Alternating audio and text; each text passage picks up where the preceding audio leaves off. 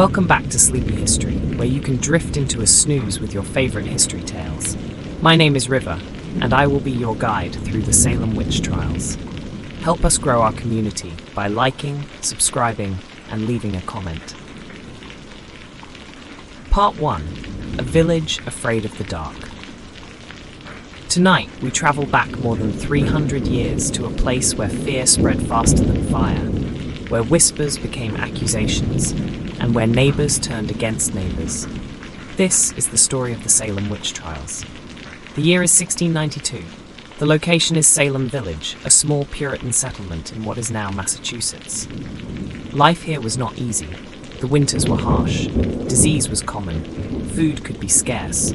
Native American raids frightened settlers living near the frontier. Death was a familiar visitor. The Puritans believed deeply in God, but they also believed deeply in the devil. To them, Satan was not merely a symbol. He was real, very real. He was believed to be constantly searching for souls to corrupt. Every crop failure, every illness, every unexpected death could potentially be evidence of supernatural evil. The world they lived in felt crowded with invisible forces, and in that atmosphere, strange events could become terrifying very quickly.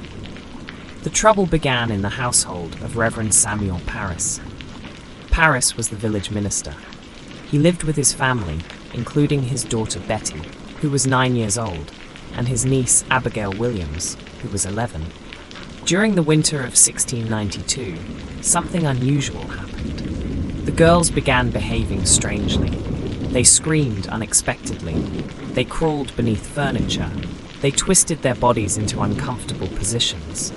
Sometimes they barked like dogs. Sometimes they claimed invisible creatures were pinching or biting them. The adults were baffled. No obvious illness explained the symptoms. Local doctors examined the girls and reached a chilling conclusion. The children might be under the influence of witchcraft. Today, many historians have proposed alternative explanations. Some suggest psychological stress. Others propose social pressures, boredom, anxiety, or even medical conditions. But in Salem, the explanation seemed obvious: witches. And once that idea entered the village, it became almost impossible to remove. Soon other girls began reporting similar experiences. More fits, more screams, more accusations. People demanded answers. Who was responsible? Who was secretly serving the devil? Who had brought evil into Salem? Under pressure, the girls began naming names. The first accused was Tituba. Tituba was an enslaved woman living in the Parris household. Very little is known about her true background, but she likely came from the Caribbean. To the frightened villagers, her foreign origins made her seem mysterious. She became an easy target. 2 other women were accused alongside her: Sarah Good, a homeless beggar, and Sarah Osborne, an elderly woman who rarely attended church. Neither fit comfortably into Salem society. All 3 were outsiders in different ways, and that made them vulnerable. When questioned, Sarah Good denied the accusations. Sarah Osborne denied them as well. But Tituba did something unexpected. She confessed. Whether she confessed out of fear, coercion, survival instinct, or some combination of all 3, historians still debate. What happened next would change everything. Tituba described black dogs, flying creatures, dark spirits, secret meetings with the devil, a mysterious book containing the names of witches. The villagers were captivated, terrified, and eager for more. Her confession seemed to confirm their worst fears. If one witch existed, perhaps there were many. And so Salem's nightmare began. Strange fact number 1. One of the most bizarre beliefs of the era involved something called a witch cake. Villagers would mix rye flour with the urine of an afflicted person and feed the cake to a dog. They believed the dog would magically identify the witch responsible. Not surprisingly, it never worked, but it demonstrates just how desperate people had become to find explanations. As winter slowly gave way to spring, Salem Village stood at the edge of a growing storm. The accusations had only just begun, and soon, nearly anyone could become a suspect. Part 2. when fear became contagious. In the last chapter of our story, strange behavior among a group of young girls led to the first accusations of witchcraft in Salem Village. What began with a few frightened children was now transforming into something much larger, something far more dangerous. Salem's greatest enemy was no longer witchcraft, it was fear itself. By the spring of 1692, the accusations were spreading rapidly. At first, the villagers believed they were hunting a small group of witches, but soon it seemed as though evil might be everywhere. The girls who claimed to be afflicted continued naming new suspects, and each accusation brought another arrest, then another, and another. Before long, people throughout Salem Village began wondering whether they themselves might be accused next. Imagine living in a place where a simple disagreement with your neighbor could suddenly become evidence of witchcraft. Imagine knowing that a child pointing her finger at you might send you to prison. That was the reality Salem was entering. The accused came from all walks of life. Poor women, wealthy landowners, farmers, church members, even people who were considered highly respectable. No one was completely safe. One of the most surprising accusations involved a woman named Martha Corey. Martha was a respected member of the church. She was known for being intelligent and practical. At first, she openly questioned the witchcraft accusations. She expressed skepticism. She suggested that perhaps the girls were mistaken. Unfortunately for Martha, skepticism itself soon became suspicious. When she questioned the trials, people began asking a troubling question. Why would she defend witches unless she was one? Soon, Martha Corey herself was accused. Her arrest shocked the village. If a respected church member could be a witch, then anyone could. The panic deepened. As more people were arrested, the jails began filling. Prisoners were packed into cold cells. Many had little understanding of what evidence existed against them, because often there wasn't any physical evidence at all. Instead, Salem relied heavily on something called spectral evidence. This was one of the strangest legal practices in history. A person could claim that the spirit or ghost of another individual had appeared to them and caused harm. For example, a girl might testify, "I saw Martha's spirit standing beside my bed," or "His ghost pinched me during the night." To modern ears, this sounds impossible to prove, and it was. But many people in Salem accepted it as legitimate evidence. Judges listened carefully to these claims, and lives hung in the balance because of them. Imagine being forced to defend yourself against something invisible. How do you prove your spirit wasn't somewhere? How do you prove you didn't appear in someone's dream? The accused were trapped in an impossible situation. One of the most eerie moments during the trials occurred inside the courtroom itself. When accused individuals entered the room, the afflicted girls would often begin screaming. They claimed invisible forces were attacking them. Some collapsed onto the floor. Others twisted their bodies into dramatic positions. Occasionally, they would point directly at the accused and cry out in terror. The timing seemed convincing, at least to the frightened spectators. Many believed they were witnessing supernatural attacks in real time. Today, historians debate what was happening. Some suggest mass hysteria. Others point to social pressure. Still others believe the girls may have realized the power they suddenly possessed. Whatever the cause, their performances became powerful evidence, and the trials continued. Strange fact number 2. Several accused witches were examined for what were called witch marks. Officials searched bodies for unusual moles, scars, birthmarks, or skin growths. They believed these marks could be signs that the devil had claimed someone. The problem? Almost everyone has some kind of mole, scar, or unusual mark. In Salem, perfectly normal features suddenly became suspicious evidence. A birthmark that had existed your entire life could now be viewed as proof of a pact with Satan. As spring turned towards summer, the accusations spread beyond Salem Village. Nearby towns became involved. Families turned against family members. Neighbors accused neighbors. Servants accused masters. Children accused adults. Even husbands and wives sometimes found themselves on opposite sides. The social fabric of the community began unraveling. Trust disappeared. Conversations became cautious. People feared saying the wrong thing, the wrong joke, the wrong opinion, the wrong criticism.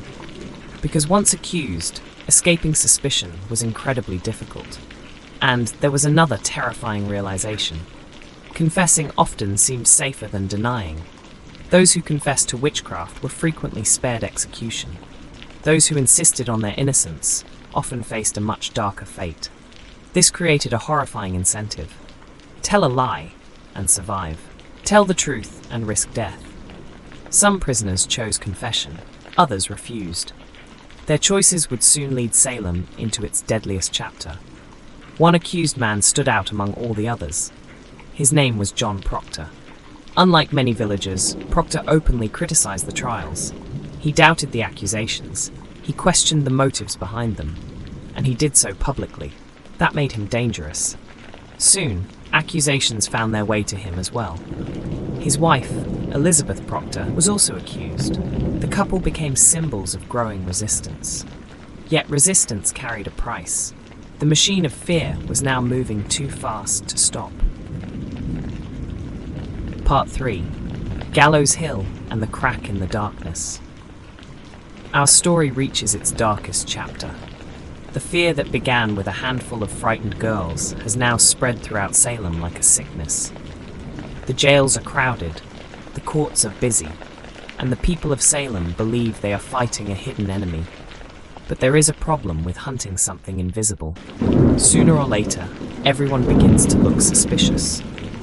By June, the accusations showed no signs of slowing. Every week seemed to bring new names, new arrests, new stories of invisible attacks. The authorities decided stronger action was needed. A special court was established to handle the growing number of witchcraft cases. It was called the Court of Oyer and Termina. The name sounds mysterious today. In simple terms, it meant a court established to hear and decide cases quickly, perhaps too quickly, because now lives were hanging in the balance, literally. The first person convicted was Bridget Bishop. She was an unusual woman by Salem standards. She dressed in brighter colours than most Puritans. She owned taverns, she enjoyed socialising, and she had already been the subject of gossip for years. To modern ears, none of that sounds criminal. But in Salem, standing out could be dangerous.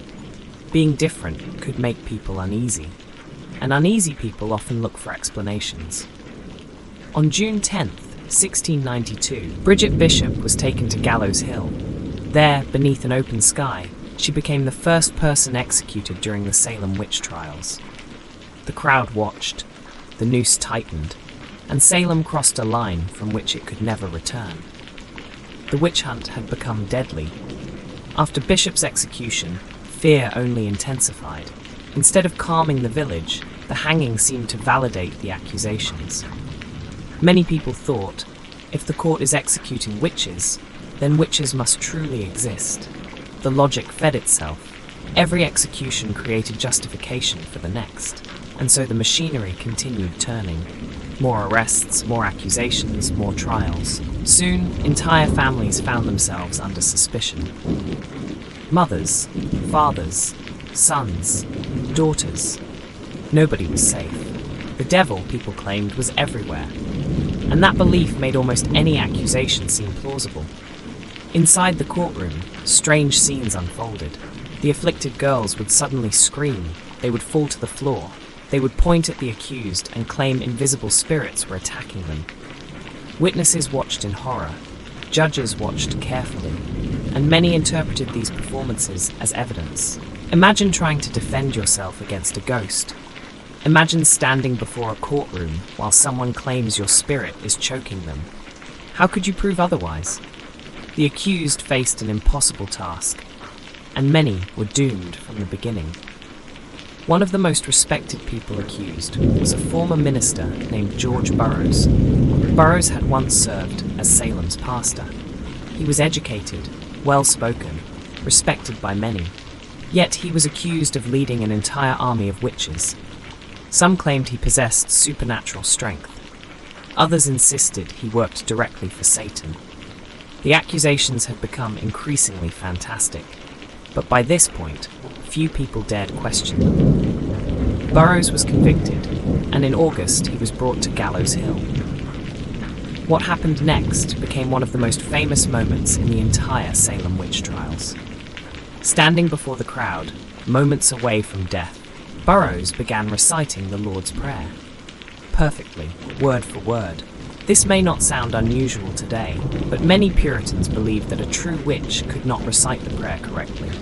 As Burroughs spoke, an uneasy silence settled over the crowd. People exchanged nervous glances. Had they made a mistake? Could an innocent man be standing before them? For a brief moment, doubt appeared, the first crack in Salem's certainty. Yet the execution continued. George Burroughs was hanged, and the crowd went home, carrying a question they could no longer completely ignore. What if the court was wrong? Part 4. The End of the Witch Hunt. We arrive at the final chapter of our journey through the Salem Witch Trials. The executions have taken place, the prisons are crowded, families have been shattered, and a village that once believed it was fighting evil is beginning to realize that something has gone terribly wrong. The fear that swept through Salem like a storm is finally starting to fade, but the scars it leaves behind will last for generations. By the autumn of 1692, Salem was exhausted. For months, accusations had spread almost without limit. More than 150 people had been accused. Dozens sat in prison. 19 people had been hanged. One man had been pressed to death beneath heavy stones. Several others had died in jail while awaiting trial. And still, the accusations continued. At first, many villagers had supported the trials. But now something was changing. The accusations were no longer targeting only social outcasts or unpopular neighbors. Respected citizens were being accused. Church members were being accused. Even relatives of influential people were being accused. Suddenly, the panic was reaching people with power. And when fear begins threatening the powerful, skepticism often follows. One of the most important figures to question the trials was a minister named Increase Mather. Mather was a highly respected religious leader in Massachusetts. While he believed witches could exist, he became deeply concerned about the evidence being used in court, especially spectral evidence. The idea that someone could be convicted because another person claimed to have seen their spirit. Mather famously argued that it was better for 10 suspected witches to escape than for one innocent person to be condemned. For the time, this was a remarkably important statement, because until then, many people had been operating under the opposite assumption. They feared letting a witch go free more than punishing an innocent person. Mather challenged that logic, and slowly, others began doing the same. Meanwhile, the governor of Massachusetts, Sir William Phips, was becoming increasingly alarmed. His own wife had reportedly been mentioned during accusations. That got people's attention. Very quickly. The witch hunt was no longer some distant problem affecting strangers. It was approaching the highest levels of society. In October 1692, Phips took decisive action. He dissolved the special court that had been handling the witch trials. Most importantly, the use of spectral evidence was largely abandoned. Without spectral evidence, many cases suddenly collapsed. The accusations that had once seemed convincing no longer held up under scrutiny. One by one, prisoners began to be released. The machinery of fear was finally grinding to a halt. Imagine the strange atmosphere that must have settled over Salem. The screaming had stopped. The accusations were fading. The courts were quiet, but the memories remained. Neighbors who had testified against one another still lived side by side. Families who had lost loved ones still mourned.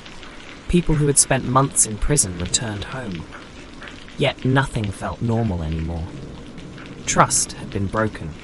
and rebuilding it would take years. And so, our journey through the Salem Witch Trials comes to an end. The candles have burned low. The courthouse has fallen silent. The gallows stand empty beneath the moonlit sky. And the frightened whispers that once echoed through Salem have finally faded into history. Yet the story remains. Not as a tale of witches and magic, but as a reminder of how fear can spread, how rumors can grow, and how easily certainty can lead us astray. Thank you for joining me tonight on Sleepy History. If you enjoyed drifting through this eerie chapter of the past, don't forget to like, subscribe, and leave a comment with a historical mystery you'd like us to explore next. Until our next adventure, close your eyes, relax, and let history carry you gently into your dreams. Good night, sleep well, and I'll see you next time on Sleepy History.